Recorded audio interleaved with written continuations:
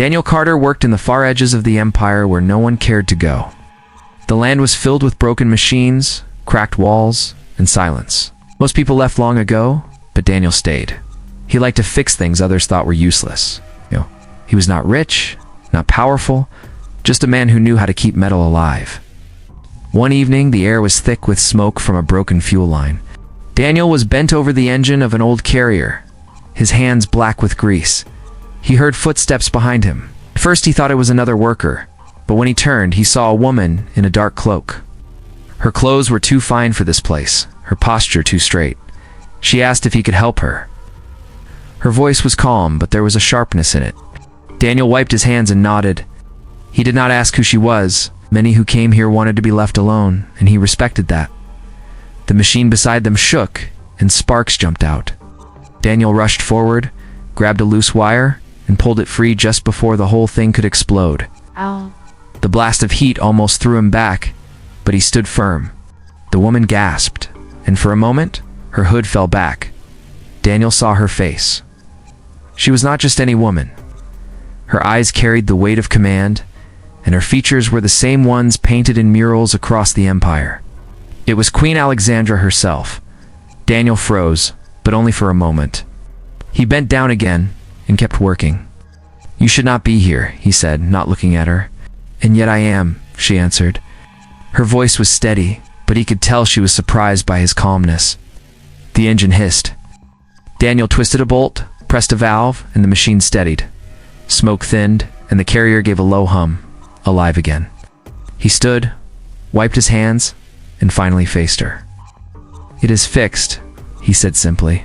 She studied him. Most men fell to their knees when they saw her. Others begged for gold or power.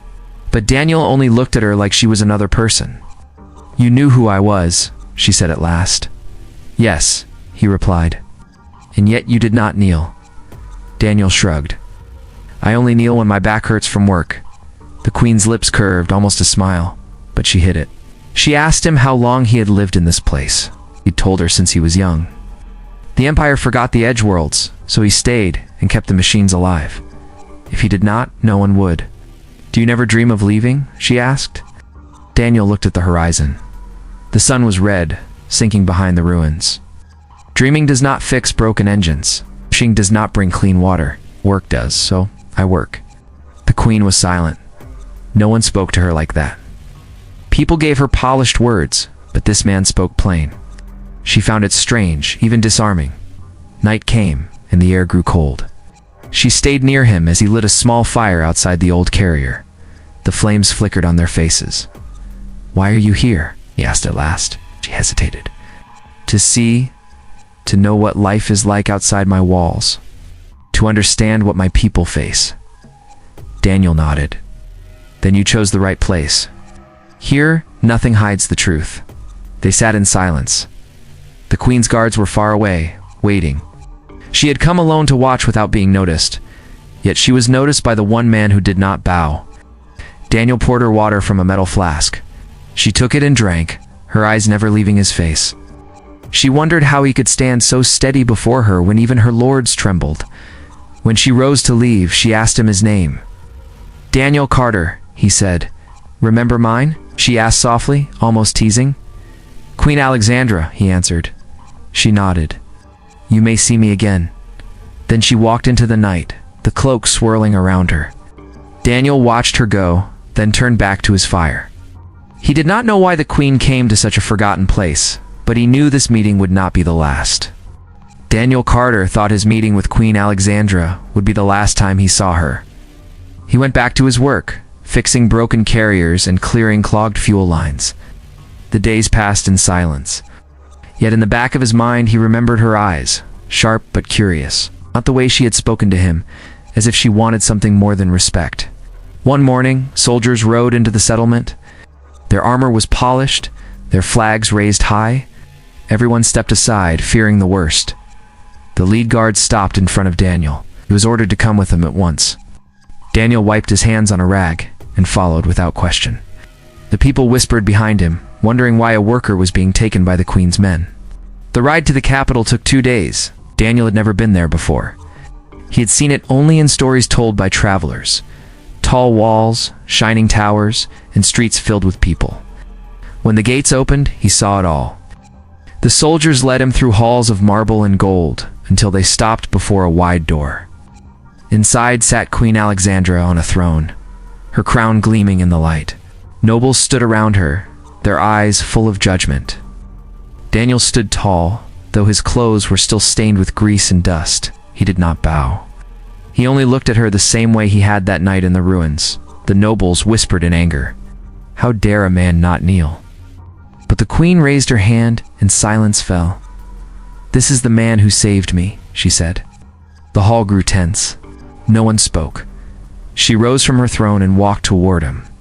"You did not ask for reward when you fixed the machine," she said. "You did not even ask why I was there. Do you know who I am?" "Yes," Daniel said. "And you are not afraid?" "No." Her lips curved again, that faint almost smile he had seen before. "Why not?" Daniel looked at the nobles, then back at her. "Fear does not fix broken things. Fear does not build anything. Fear only wastes time." The queen studied him. Around them, the nobles shifted in anger. One of them, Lord Henry, stepped forward. "Your Majesty, this man insults your crown. He stands here like an equal." But Alexandra's eyes did not leave Daniel. "And yet he speaks with more honesty than you, Lord Henry. He does not flatter, he does not hide. Tell me, is that insult, or is that truth?" The noble stepped back, his face red. Daniel said nothing. He only waited. The queen then turned to him. "Come to the palace tomorrow. I wish to speak with you again." The nobles gasped. Common men were never invited into the private halls of the queen. But she had spoken, and no one dared to question further. That night, Daniel was given a room inside the palace. It was larger than any place he had ever stayed. Yet he did not sleep well. He was used to the hum of machines, the crackle of small fires, not the silence of silk walls. The next day, he was led through gardens filled with flowers he had never seen. The queen was waiting by a fountain. She was dressed simply, without crown or heavy robe. She looked almost like the woman he had first met in the ruins. "Why did you come for me?" he asked. "Because you interest me," she said. "You are not like the others. Everyone else kneels. You do not. Everyone else tells me what they think I want to hear. You tell me only what you believe." Daniel shrugged. "Truth costs nothing. Lies cost everything." She laughed, a sound he had not expected. It was short, but it was real. She asked him about his life, about the broken lands he lived in.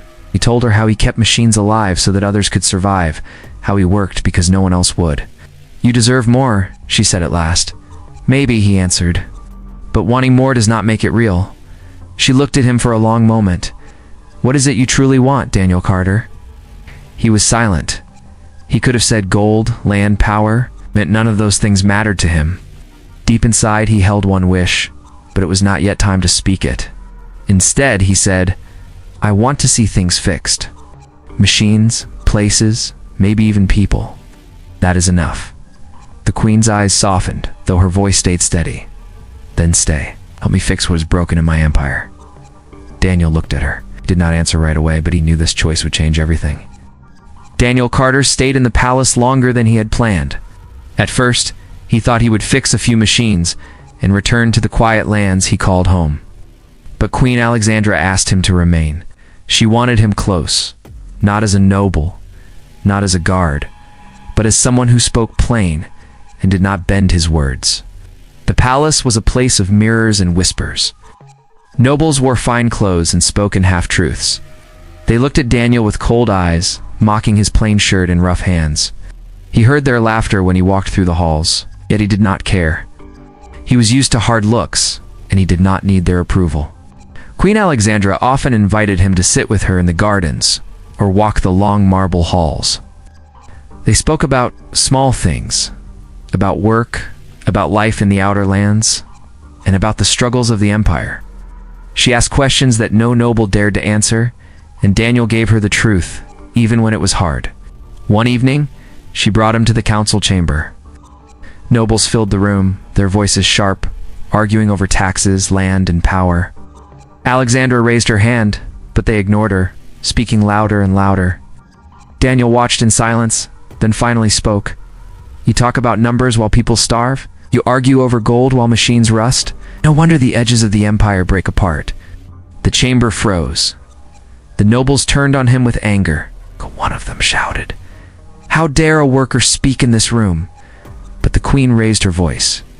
"He dares because I allow it. Perhaps you should listen, for he speaks more sense than all of you together." The nobles fell silent. Alexandra turned to Daniel. "What would you do?" Daniel thought for a moment. I'll send workers instead of collectors. "Fix the machines, and the people will grow their own food. Repair the bridges, and trade will move again. You do not need more gold. You need stronger hands and clearer minds." The queen nodded slowly. The nobles shifted uncomfortably, but none spoke. After the meeting, she walked with him in the hall. "You cut through their words like a blade," she said. I only said what was plain to see," he replied. She looked at him with eyes that carried both power and weariness. "Do you know how rare that is? Most men speak to please me. You speak as if I were no different from anyone else." "Because you are," he said. "The crown does not change the truth. People do not need a queen of gold. They need a queen who listens." For the first time, she stopped walking. The torchlight flickered against the walls, and she studied him with a look he could not name.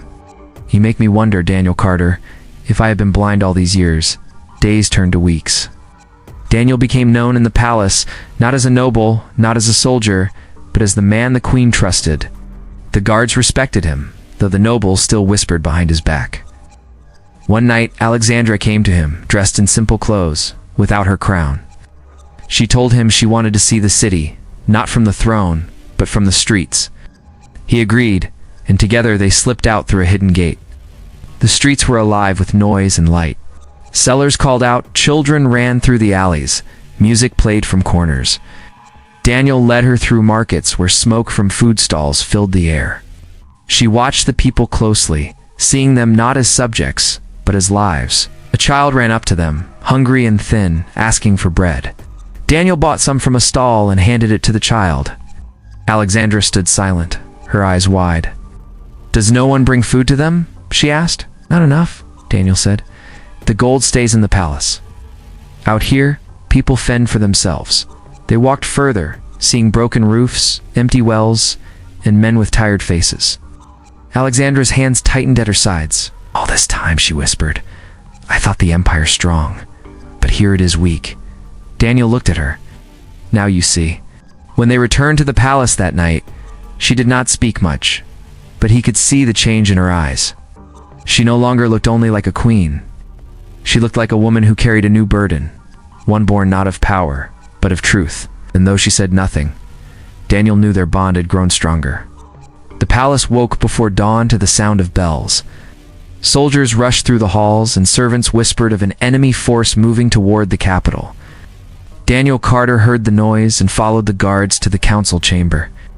Queen Alexandra stood at the head of the long table, her generals around her. Maps were spread before them, and the air was thick with fear. "The enemy has crossed the river," a general said. "Their numbers are twice our own.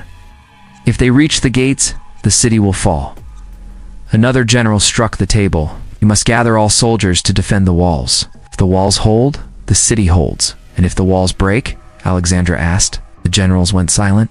Daniel watched, his arms crossed. He had no title, no command, but he could see the fear in their eyes. He stepped forward. "You wait at the walls, you will lose. The enemy will strike where you are weak. You must act before they arrive." The generals turned on him with anger. "You are no soldier. What do you know of war?" Daniel looked at the map. "I know the land. I know broken ground and weak stone. There's a pass north of the river. If you block it with fire and fallen rock, the enemy will be trapped. They will have no path but the narrow bridge, and there you can hold them." The general scoffed. "Too risky, too simple. Armies are not stopped by stones." But Alexandra raised her hand. "He speaks with reason," explained Daniel. Daniel leaned over the map. "Your armies are small. You cannot fight them in open field. But you can control the ground. You can turn the land itself into your weapon. Cut their path, burn their supply wagons, force them into a choke point. Then even a few can stand against many." Silence filled the chamber. Some generals shook their heads, but Alexandra's eyes did not leave him. "And you believe this will work?" I believe it is the only chance, Daniel said. The nobles shouted in protest. Your Majesty, to follow a worker's plan is madness. The city will be lost, but Alexandra spoke firmly. Better to trust one honest voice than many fearful ones. The council ended. Orders were given. Soldiers marched north with wagons of stone and barrels of oil. Daniel rode with them, though he had no armor, only his steady hands and sharp eyes. The army reached the pass at nightfall. Men worked quickly, stacking stones, laying lines of oil. Daniel moved among them, showing where to place the fire traps, how to weaken the bridge so it could be cut at the right moment. The soldiers respected him, for he worked harder than any of them. Before dawn, the enemy came. Their banners darkened the sky, their march shook the earth. They moved into the pass, unaware of the traps waiting. Daniel stood with the soldiers on the ridge. His heart pounded, but he did not show fear. When the first line of enemy crossed the bridge, he gave the signal. Torches flew through the air, landing on the oil. Flames roared to life, racing across the ground. Stones crashed down, blocking the pass behind them. The enemy was trapped. Fire before them, rock behind them. Their lines broke, men shouting in panic. Now, Daniel shouted. The soldiers rushed forward, holding the narrow ground. The enemy tried to push through, but the bridge allowed only a few at a time. One by one, they fell. The battle raged for hours, smoke and fire filling the air. Daniel fought beside the soldiers, wielding nothing but a broken spear. Though he was not trained, his courage spread through the men. They held the line, and the enemy broke at last, retreating into the burning night. When dawn rose, the field was silent. The capital was safe. The soldiers cheered, their voices shaking the air. They lifted Daniel on their shoulders, shouting his name. He tried to resist, but their joy was too strong. Back in the city, the news spread faster than fire. A worker had led the Queen's army to victory. The people filled the streets, praising both Alexandra and Daniel. In the palace, the Queen met him in private. She looked at him not with the eyes of a ruler, but with the eyes of a woman who had seen truth revealed. You saved my city, she said. Daniel shook his head. The soldiers saved it. I only showed the path. But Alexandra stepped closer. You showed me more than a path. You showed me that one honest man can be worth more than 100 fearful lords. They stood in silence. The city was safe, but Daniel knew his place in her world was no longer the same. And Alexandra knew she could no longer see him as just a man who fixed machines. The city was alive with celebration. People filled the streets, waving banners and singing the names of Queen Alexandra and Daniel Carter. Fires burned in the squares, not from war, but from joy. The people had faced fear and survived, and they knew it was not only the crown that saved them, but also the voice of a man who had spoken plain. Daniel walked through the streets with soldiers at his side. Children ran to him, pulling at his arms, shouting his name. He gave them small smiles but said little. He was not used to such attention. He only wanted to see the machines working, the walls strong, the people safe. In the palace, nobles gathered in dark corners, their whispers sharp and bitter. They could not deny the victory, yet they hated that it had come from a man of no title. Some called him dangerous, others called him lucky, but none could speak against him openly, for the Queen herself had lifted him high. Queen Alexandra called Daniel to her private hall. She stood by the tall windows, the city below glowing with lights. She turned when he entered. You see what you have done, she said. I see what the people have done, he answered. They fought, they endured. I only gave them a plan. She stepped closer, her eyes fixed on him. And yet they cheer your name more than mine. Daniel frowned. Then I will leave if it troubles you. Her voice grew sharp. Oh, you will not leave. They cheer you because you are one of them. Show them that even the lowliest worker can rise to change the fate of all. They see hope in you. So do I. He was silent, uneasy under her gaze. The days after the battle were filled with rebuilding. Daniel moved among the workers, helping repair bridges and engines. The soldiers greeted him like a brother, and the people offered him food and drink. The Queen often joined him, not in robes of gold, but in plain dress, watching how he spoke with her people. She saw their faces light when he listened, how his words carried weight without the need of force. One evening, the council gathered again. Nobles pressed their complaints, arguing over who should gain reward for the victory. Daniel sat at the far end, listening as they claimed honor for themselves. At last, Alexandra stood. The victory belongs to the soldiers who fought, to the people who endured, and to the man who gave us the plan when none of you would. Daniel Carter is the name they cheer, and it will not be silenced. The nobles bowed in silence, their anger hidden behind their masks. After the council, Alexandra found Daniel in the garden. The night was quiet, the air cool.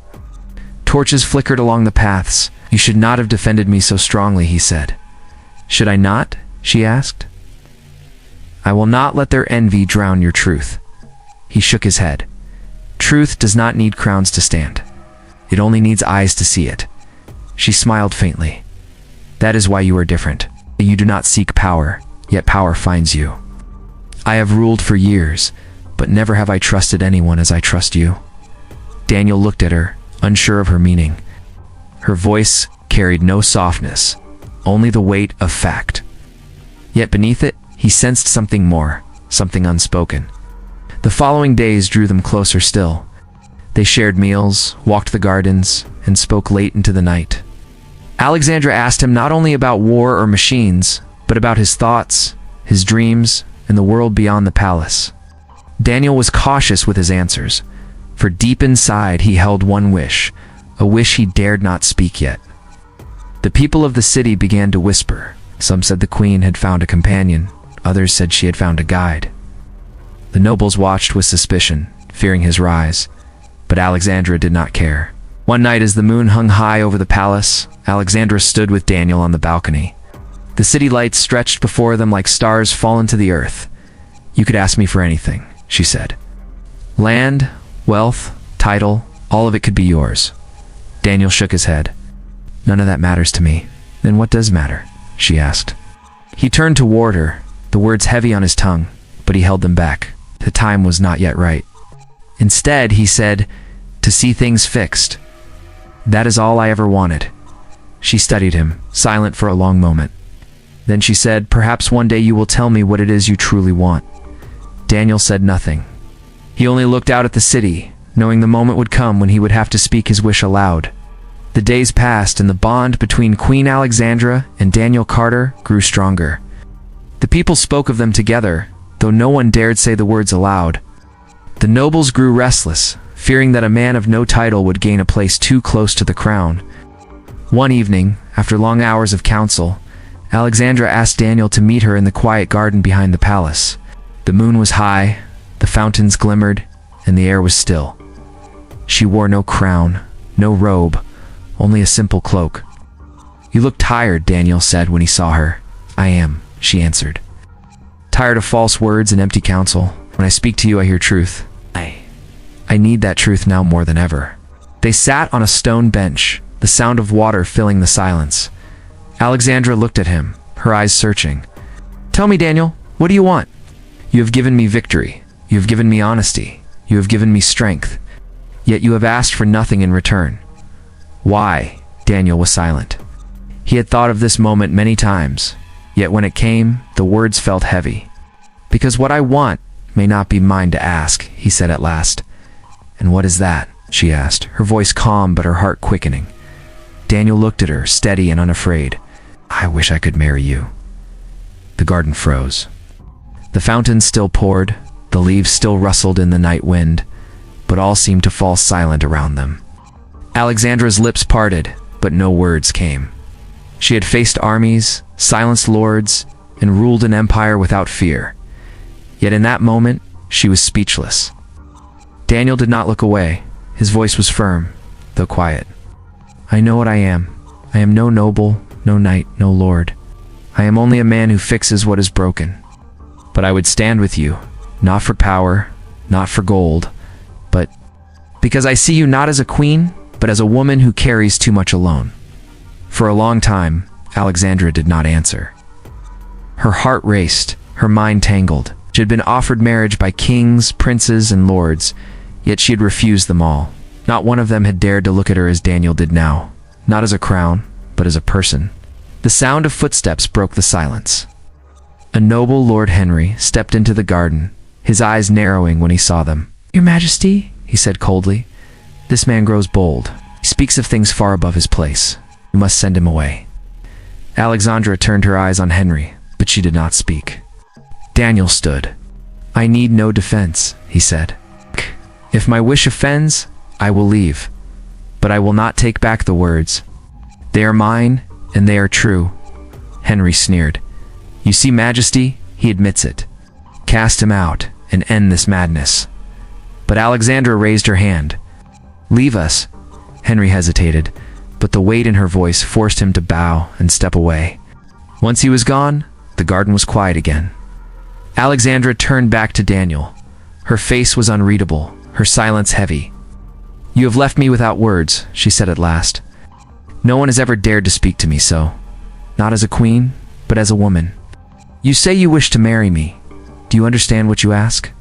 "I do," Daniel said. "I understand it may never be, but I will not lie to you. That is my wish." Alexandra lowered her eyes, her hands tightening on her cloak. She had faced betrayal, plots, and war, yet nothing had struck her heart like this. She rose from the bench and walked a few steps toward the fountain, her back to him. "You leave me speechless, Daniel Carter?" "I do not know what answer to give." Daniel stood in silence, the night stretching long between them. He did not press her, did not beg.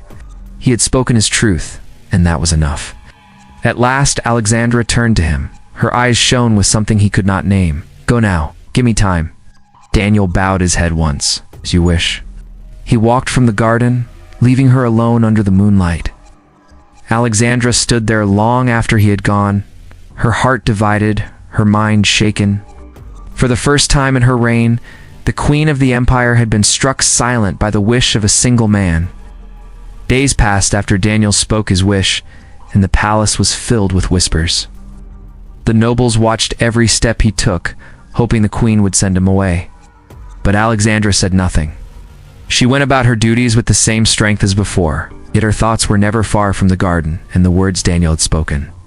She found herself thinking of him when she sat in council, when she read reports, and even when she stood on the balcony looking out over the city. She remembered how he had looked at her, not as a queen, but as a woman. It unsettled her, and yet it warmed her in ways she could not name. One evening, after a long day of debate with the lords, Alexandra called Daniel to the great hall. He entered with steady steps, his face calm, though his heart beat fast. Torches burned along the walls, and the banners of the kingdom hung high. Ow. Nobles filled the room, for they had been summoned as well, eager to hear why the queen had called them. Alexandra rose from her throne and spoke. "Daniel Carter, you made a wish before me, a wish that left me without words. You asked not for gold, not for land, not for power. You asked for me." A gasp ran through the hall. Whispers spread like fire. Some nobles frowned, others laughed in disbelief, and a few watched in silence. Daniel did not move. "I spoke only what was true," he said. Alexandra's eyes never left him. "You knew it was bold, yet you said it anyway. You could have been cast out, or worse, yet you stood firm." "Why? Because truth has weight," Daniel answered. "And I would rather carry that weight than live with silence." The hall grew quiet. Alexandra turned to face the nobles. Her voice was clear and sharp. "You speak often of bloodlines and crowns. You measure worth by titles and birth. But I have seen a man with no title stand with more honor than all of you. When the kingdom was in danger, he did not ask what he might gain. He gave all that he had, and he saved us." Murmurs rose, but Alexandra raised her hand, silencing them. "This man made a wish. He wished not for himself, but for us both. And now I will answer." She stepped down from the throne and crossed the hall until she stood before Daniel. The hall watched in silence, every noble straining to hear. Alexandra's voice softened, though it still carried. "Daniel Carter, you have left me speechless once, but no more. You asked if you might marry me.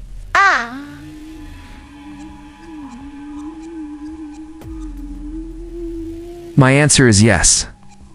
The hall erupted. Some cried out in anger, others in shock. But her words could not be undone. She reached out her hand, and Daniel took it. His face showed no pride, only quiet strength. Lord Henry stepped forward, his face red with fury. This is madness. He is no noble. He has no right to stand at your side. You will tear the crown from its roots. Alexandra turned her gaze on him. The crown rests on truth and strength, not on pride and greed. If any man here believes he has done more for this kingdom than Daniel Carter, let him speak. If not, hold your tongue. No one moved. No one spoke. The silence of the hall was answer enough. Alexandra lifted her chin. Then it is decided. Daniel will not be cast out. He will not be shamed. He will stand with me. The people of the kingdom heard the news within hours. At first they were stunned, but as the days passed, the story spread of how Daniel had spoken his wish without fear and how the queen had answered.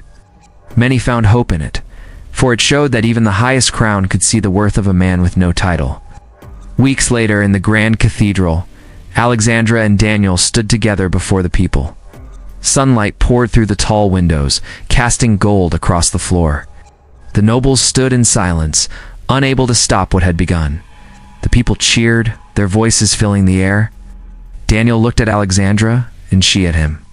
No crown, no throne, no title stood between them. Only a man and a woman who had chosen each other. When the vows were spoken and the bells rang, Alexandra smiled, the weight of years lifting from her shoulders. Daniel whispered, "I made a wish, and it came true, and it left me speechless," Alexandra said. "But it also gave me more than I ever dreamed." Together, they stepped out into the light, not only queen and husband, but partners in a new chapter of the kingdom's story.